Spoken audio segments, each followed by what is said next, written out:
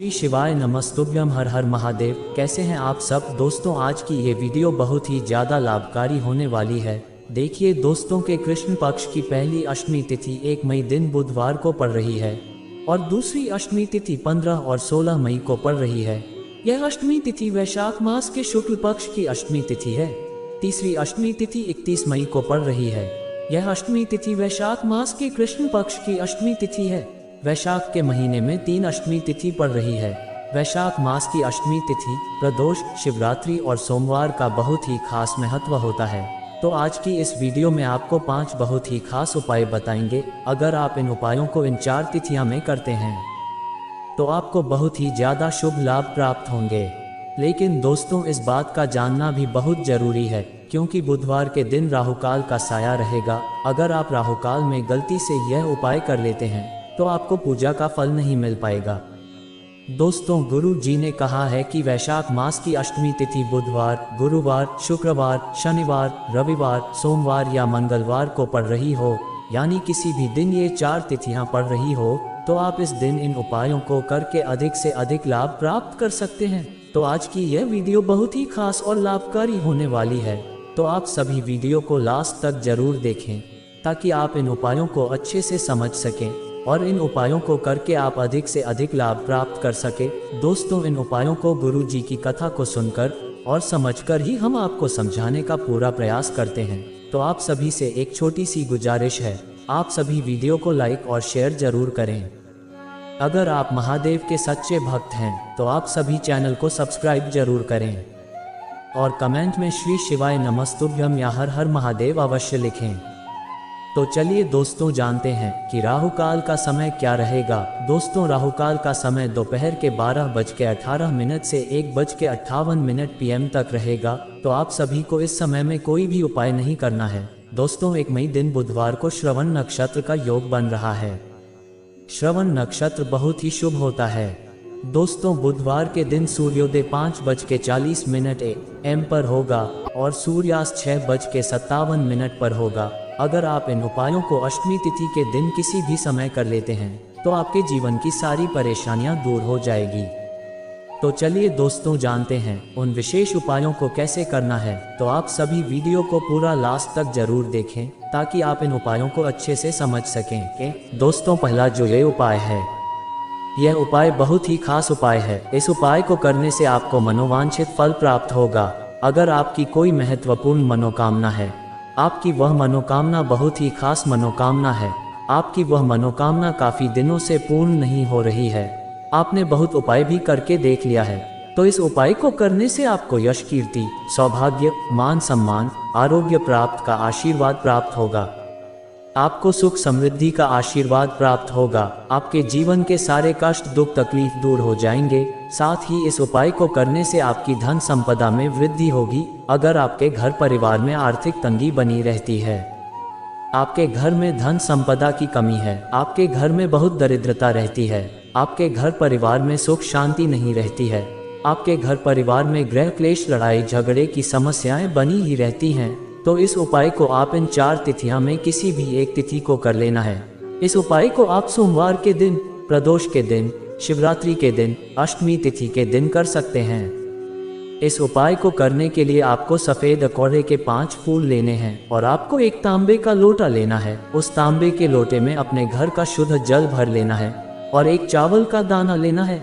चावल का दाना खंडित ना हो और फिर चावल के दाने को उस लोटे में डाल देना है और फिर इन सभी सामग्री को लेकर आप किसी शिव मंदिर चले जाएं और अपना फेस उत्तर की ओर करके शिवलिंग के पास बैठ जाएं और फिर 5 आंकड़े के पुष्प को शिवलिंग के ऊपर समर्पित कर दें और फिर एक लोटा जल अवधूतेश्वर महादेव का नाम लेकर समर्पित कर दें और फिर आपकी जो भी कामना है वह हृदय से कहकर महादेव से कह देना है। ऐसा करने से आपकी मनोकामना 3 महीने के भीतर ही परिपूर्ण हो जाएगी। दोस्तों दूसरा जो ये उपाय है, ये उपाय बहुत ही आसान और खास उपाय है। इस उपाय को वैशाख के महीने में करने से आपको बहुत ही ज्यादा लाभ प्राप्त होंगे।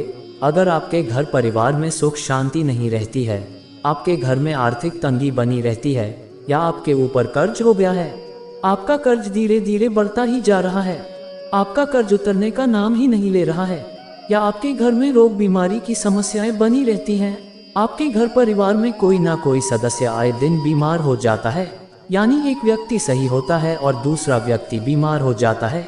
या आपको कारोबार व्यापार में सफलता नहीं मिल रही है। आपने बहुत व्यापार बदल कर देख लिया है, आपने नए नए व्यापार करके देख लिया है, फिर भी आपको कारोबार व्यापार में सफलता नहीं मिल रही है। या आपका मकान बन रहा है, मकान बनाने में आपको कामयाबी नहीं मिल रही है। या आपका कोर्ट कचहरी में किसी प्रकार का कोई मुकदमा चल रहा है। तो इस उपाय को करने से आपके जीवन में आ रही सभी प्रकार की बाधाएं दूर हो जाएगी। यह उपाय वैशाख महीने का बहुत ही खास उपाय है। इस उपाय को करने के लिए आपको एक बेल का फल लेना है और फिर उसका गूदा निकाल लेना है और फिर उस गूदा को आग में जलाकर उसकी भस्म तैयार कर लेना है। और फिर आपको एक तांबे का लोटा लेना है। उस तांबे के लोटे में अपने घर का शुद्ध जल भर लेना है और फिर इन सभी सामग्री को लेकर आप किसी शिव मंदिर चले जाएं और फिर अपना फेस उत्तर की ओर करके इस बेल के फल की भस्म से आपको शिवलिंग के ऊपर लेपन करना है और फिर उस एक लोटे जल को शिवलिंग पर कुंद्रकेश्वर महादेव का नाम लेकर अर्पित कर देना है। और फिर आपकी जो भी कामना है वह हृदय से कहकर महादेव से कह देना है। दोस्तों, तीसरा जो ये उपाय है, ये उपाय रोग मुक्ति के लिए बहुत ही खास उपाय है। अगर आपको पेट से जुड़ी कोई भी समस्या है या आपको उदर से जुड़ी कोई भी समस्या है तो इस उपाय को करने से आपकी सारी समस्याएं दूर हो जाएगी। अगर आपका हाजमा सही नहीं रहता है, आपका पेट भर भर भूल जाता है, आपका खाना नहीं पचता है, आपके शरीर में खाया पिया नहीं लगता है या आपको भूख बिल्कुल भी नहीं लगती है, आपके पेट में दर्द बना ही रहता है, तो पेट से जुड़ी कैसी भी कोई रोग बीमारी हो, इस उपाय को वैशाख के महीने में करने से सिर्फ 7 दिनों में आपके पेट से जुड़ी सारी रोग बीमारी दूर हो जाएगी। आपके शरीर में खाना लगेगा। साथ ही इस उपाय को करने से शरीर को शीतलता प्रदान होती है, आपका मन शांत रहेगा। अगर आपके मन में अशांति रहती है या उलझने बनी रहती हैं तो इस उपाय को करने से आपकी उलझने शांत हो जाएंगी।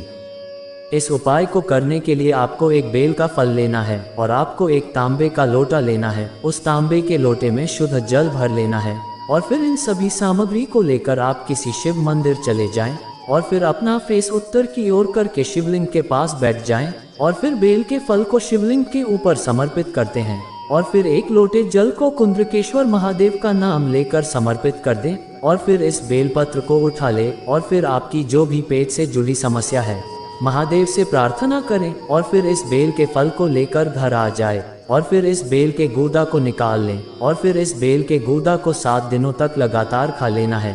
ऐसा करने से आपके पेट से जुड़ी सारी रोग बीमारी दूर हो जाएगी।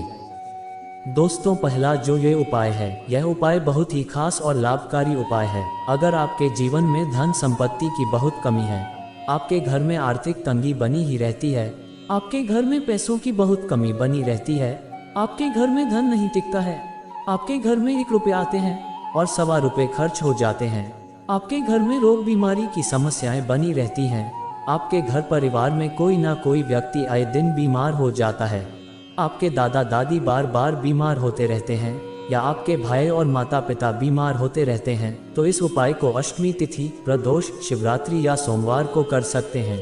ये 3 तिथियां चाहे किसी भी दिन पड़ रही हो, अगर आप इस उपाय को करते हैं तो आपको बेहद शुभ लाभ प्राप्त होंगे। आपके जीवन के सारे कष्ट, दुख, तकलीफ दूर हो जाएंगे, आपके घर की आर्थिक तंगी दूर हो जाएगी।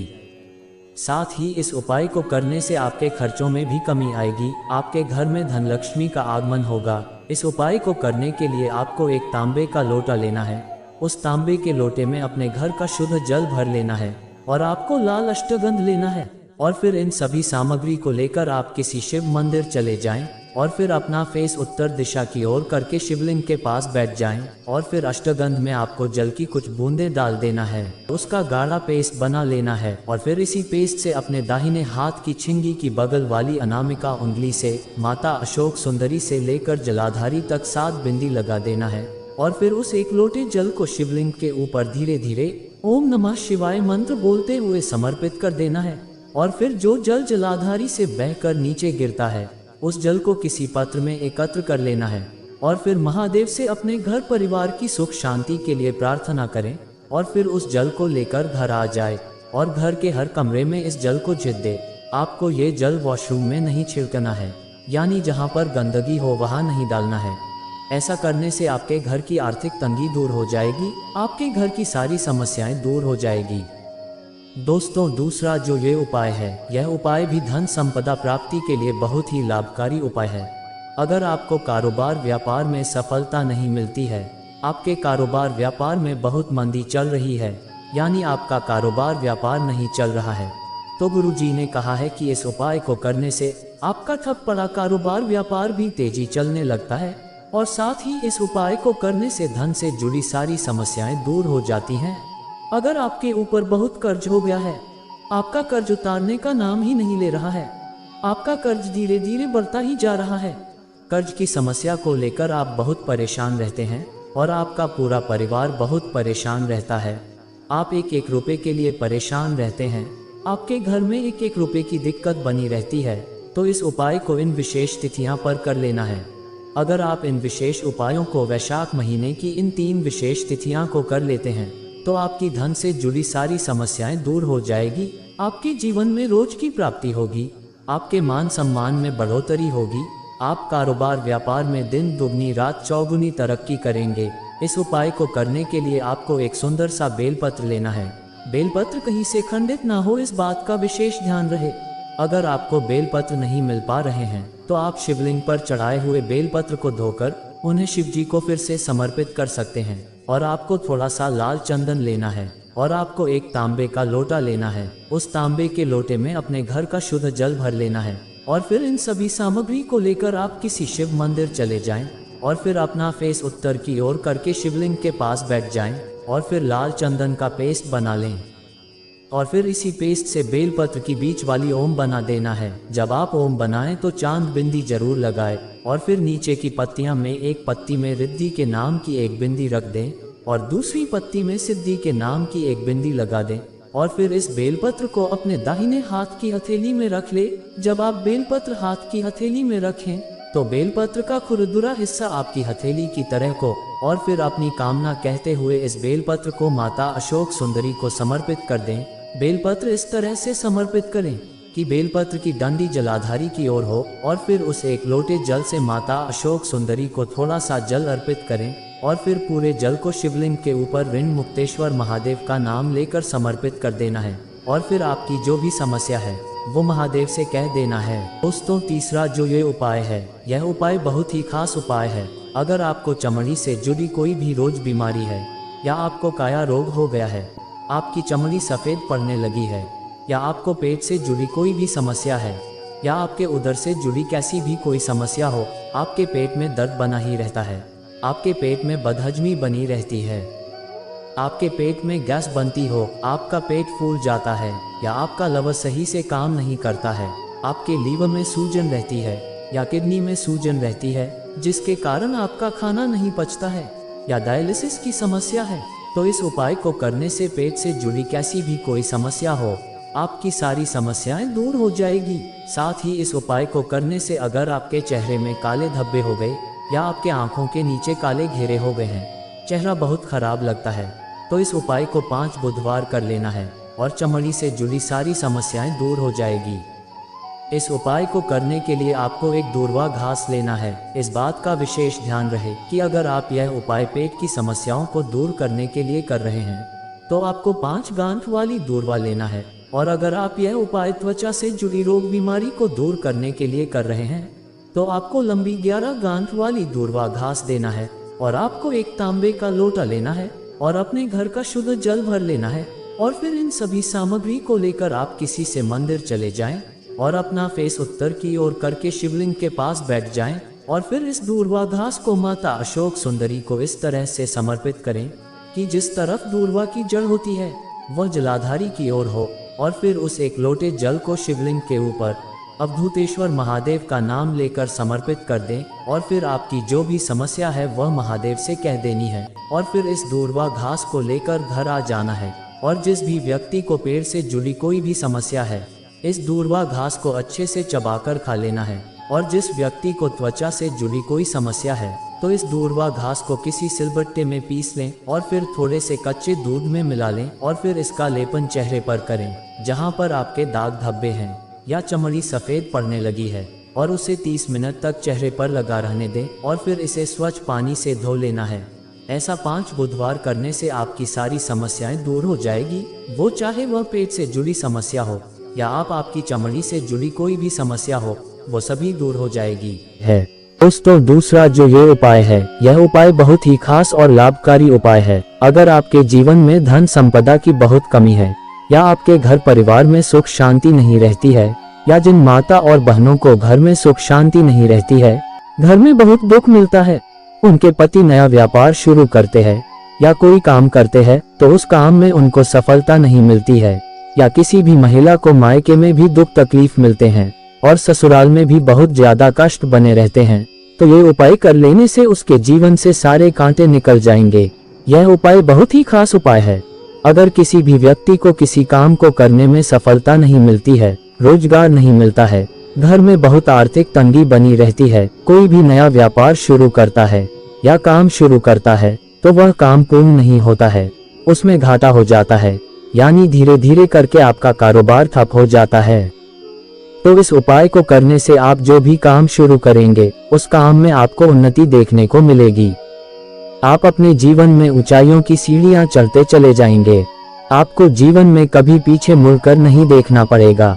इस उपाय को करने के लिए आपको बेलपत्र वृक्ष के 7 कांटे लेना है। दोस्तों, बेलपत्र वृक्ष पर कांटे होते हैं, उन कटों को लेकर आपको घर आना है और उस डांडी में सिर्फ 7 कटे लगे हो, इस तरह की आपको एक डंडी तोड़ लेना है, और ना ही एक ज्यादा हो और ना ही एक कम हो।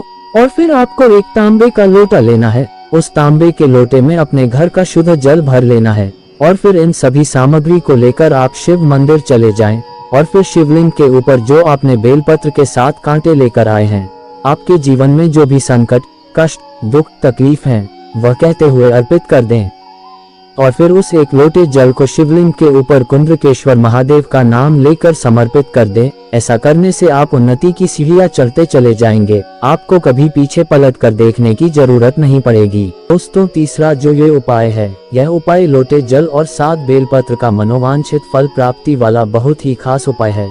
अगर आप इस उपाय को वैशाख मास की इन 3 तिथियों में कर लेते हैं तो आपकी मनोकामना कैसी भी हो 1 महीने के भीतर बाबा पूर्ण कर देंगे। अगर आपकी कोई भी विशेष मनोकामना है, जो मनोकामना आपकी बहुत ही महत्वपूर्ण है, आपने बहुत उपाय भी कर लिया है, आपने सब कुछ करके देख लिया है, फिर भी आपकी मनोकामना पूर्ण नहीं हुई है, तो इस उपाय को वैशाख महीने में इन 3 तिथियों पर कर लेना है। आपकी वह मनोकामना 1 महीने के भीतर ही पूर्ण हो जाएगी। इस उपाय को प्रदोष के दिन, शिवरात्रि के दिन, अष्टमी तिथि के दिन आपको करना है। ये तीनों तिथियां चाहे सोमवार को पड़े या मंगलवार, बुधवार, गुरुवार, शुक्रवार, शनिवार, रविवार, यानी किसी भी दिन ये 3 विशेष स्थितियां पड़ जाए तो यह उपाय आपको इन 3 तिथियों में कर लेना है। आपकी कैसी भी मनोकामना हो, आपकी वह मनोकामना धन संपदा के लिए हो सकती है, आपकी वह मनोकामना यश कीर्ति सौभाग्य प्राप्ति के लिए हो सकती है, आपकी वह मनोकामना जीवन में तरक्की प्राप्त करने के लिए हो सकती है, आपकी वह मनोकामना अपने घर परिवार को खुशहाल बनाने के लिए हो सकती है। तो इस उपाय को आप इन 3 तिथियों में जरूर कर लेना है। दोस्तों, इस उपाय को करने के लिए आपको 7 लोटा जल लेना है। जल आपको अपने घर से ही लेना है। अगर आप 7 लोटा जल लेकर नहीं जा सकते हैं तो आप एक बाल्टी में जल भर ले और एक तांबे का लोटा ले ले और आपको 7 सुंदर से बेलपत्र लेने हैं। बेलपत्र कहीं से खंडित ना हो और कटे फटे भी ना हो। अगर आपको बेलपत्र नहीं मिल पा रहे हैं तो आप शिवलिंग पर चढ़ाए हुए बेलपत्र को धोकर उन्हें शिव जी को फिर से समर्पित कर सकते हैं और फिर इन सभी सामग्री को लेकर आप शिव मंदिर चले जाएं और फिर अपना फेस उत्तर की ओर करके शिवलिंग के पास बैठ जाएं और फिर एक बेलपत्र को शिवलिंग के ऊपर समर्पित कर देना है। बेलपत्र की डंडी जलाधारी की ओर हो और फिर एक लोटा जल ओम नमः शिवाय मंत्र बोलकर समर्पित कर दें और फिर 5 मिनट तक बैठकर महादेव से प्रार्थना करें और फिर इसके बाद एक बेलपत्र शिवलिंग के ऊपर इसी तरह से समर्पित कर देना है और एक लोटा जल ओम नमः शिवाय मंत्र बोलकर समर्पित कर देना है और फिर 5 मिनट बैठकर महादेव से अपनी कामना कहें। इसी प्रकार आपको 7 बार बेलपत्र समर्पित करना है और 7 बार आपको उस लोटे से जल अर्पित करना है। फिर जो भी आपकी मनोकामना है वह कह देनी है और फिर घर चले आना है। आपकी वह मनोकामना महादेव 1 महीने के भीतर ही पूर्ण कर देंगे। दोस्तों ये 3 उपाय वैशाख के महीने में किए जाने वाले बहुत ही खास उपाय है। अगर आपका कोई भी प्रश्न है तो आप कमेंट में पूछ सकते हैं, लेकिन आपको गलती नहीं करना है। इस बात का विशेष ध्यान रहे, क्योंकि आपकी छोटी से छोटी गलती से आपको उपाय करने का पूर्ण फल नहीं प्राप्त हो पाता है। श्री शिवाय नमस्तुभ्यम। हर हर महादेव।